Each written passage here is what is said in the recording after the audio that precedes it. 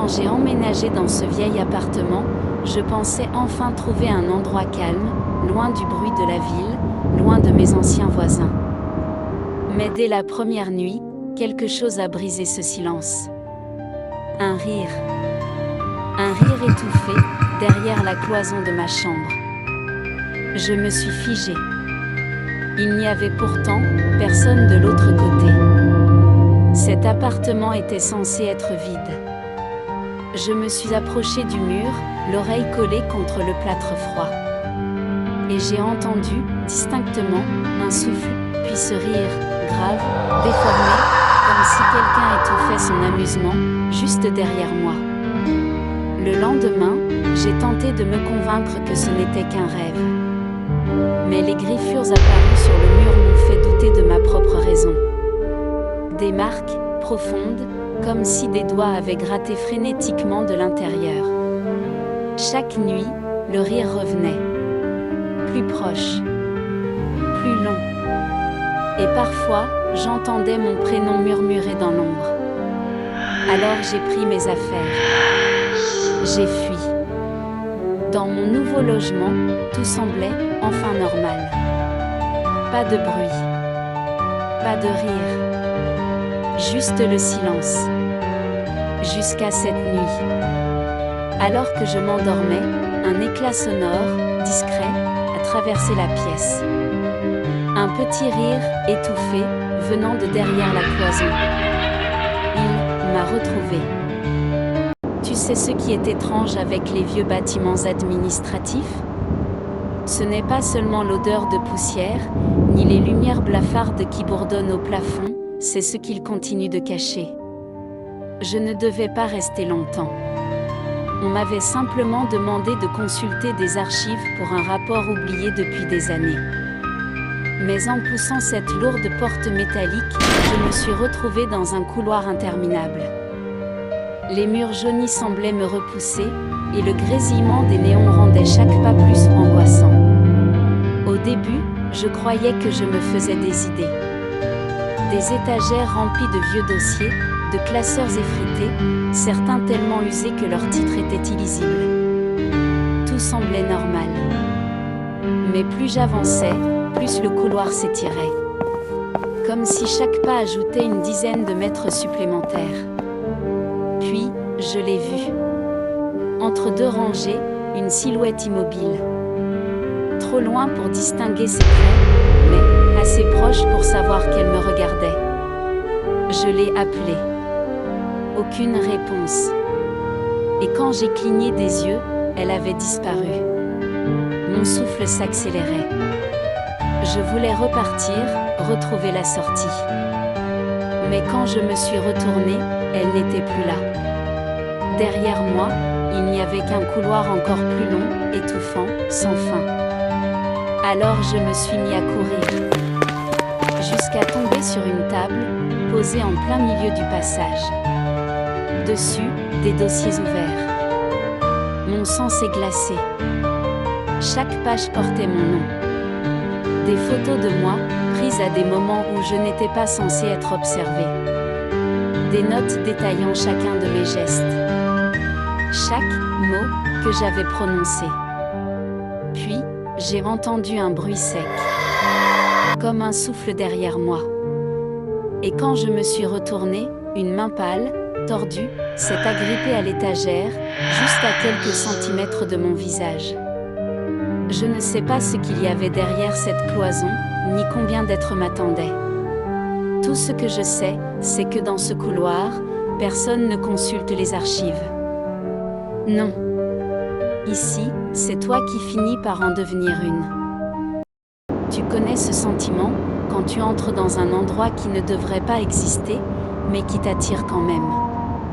Cette nuit-là, j'ai suivi un chemin que je n'aurais jamais dû emprunter, celui qui mène à la forêt où l'on dit qu'une voix t'appelle, et ne te laisse jamais repartir. La forêt m'a accueilli avec un silence anormal. Pas un oiseau. Pas un insecte. Juste le vent, soufflant comme un soupir à travers les branches. Plus j'avançais, plus je me sentais observée, comme si les arbres eux-mêmes se penchaient vers moi, curieux de ma présence. Puis je l'ai entendu. Une voix, faible, féminine, douce. Elle murmurait mon prénom. Mon sang s'est glacé. Je me suis arrêtée, immobile. La voix résonnait partout, à gauche, à droite, derrière moi, impossible de savoir d'où elle venait. J'aurais dû courir. Mais mes jambes avançaient toutes seules, comme guidées. Chaque pas me menait plus profondément dans cette forêt sans fin. Soudain, j'ai débouché dans une clairière. La lune éclairait un arbre gigantesque, tortueux, dont l'écorce était couverte de gravures, des symboles que je ne comprenais pas. À ses racines, j'ai vu un sac éventré, une chaussure abandonnée, et quelque chose de pire, des griffures sur le sol, comme si quelqu'un avait été traîné. La voix s'est faite plus claire. Elle chantonnait maintenant. Un murmure mélodieux, presque apaisant, mais qui me donnait la nausée. Je voulais fuir, mais j'ai senti une présence derrière moi. Je me suis retournée, et j'ai vu un visage, à moitié dissimulé par la brume. Ses yeux brillaient dans l'ombre. Sa bouche s'ouvrait, murmurant en écho, exactement ma voix. C'était moi. Ou plutôt, une version de moi. J'ai compris trop tard. La forêt ne t'appelle pas, elle t'imite. Elle prend ton souffle, tes mots, ton visage, jusqu'à ce qu'il n'y ait plus de différence entre toi et elle. Et maintenant, c'est ma voix que tu entends. Il est des lieux qui ne devraient pas exister, des endroits qui apparaissent seulement à ceux qui n'auraient jamais dû les trouver. Cette nuit-là, sous une pluie battante, je suis tombée sur un hôtel qui n'existait pas, et j'aurais dû continuer ma route. Les essuie-glaces frappaient frénétiquement, mais je distinguais à peine la route. C'est alors que je l'ai vu, un vieux bâtiment planté au milieu de nulle part. Une enseigne rouge clignotait, presque morte, formant par moments le mot hôtel. J'étais fatiguée, alors j'ai décidé d'entrer. L'intérieur sentait le renfermer. Un tapis usé s'étirait jusqu'à une réception déserte. Personne à l'accueil. Juste une petite cloche ternie posée là, figée dans la poussière. Quand je l'ai frappée du doigt, aucun son n'est sorti. Le silence était si lourd que j'avais l'impression qu'il m'observait. J'ai décidé de trouver une chambre par moi-même.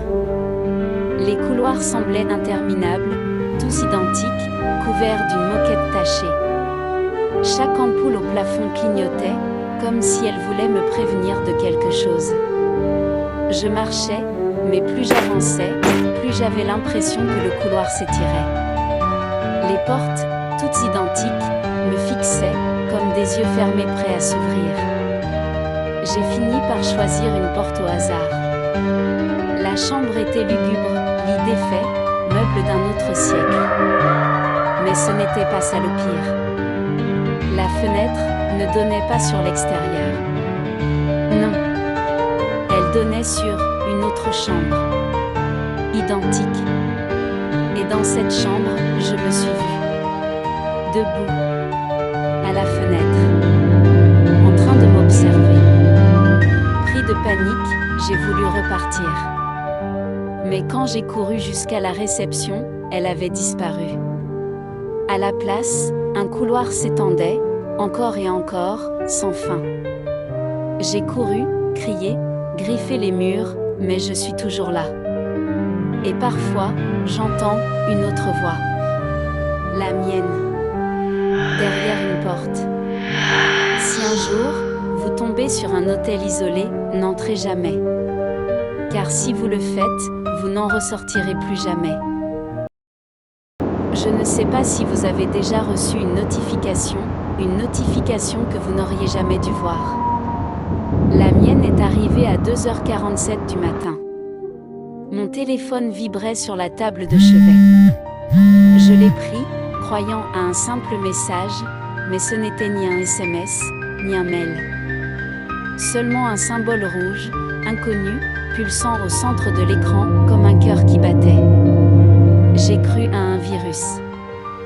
J'ai verrouillé mon téléphone. Mais quand j'ai ouvert mon ordinateur, le même symbole s'affichait, impossible à fermer.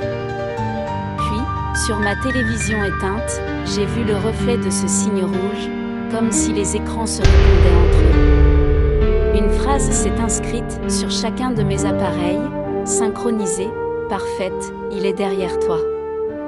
Je me suis figée. Mon souffle s'est arrêté.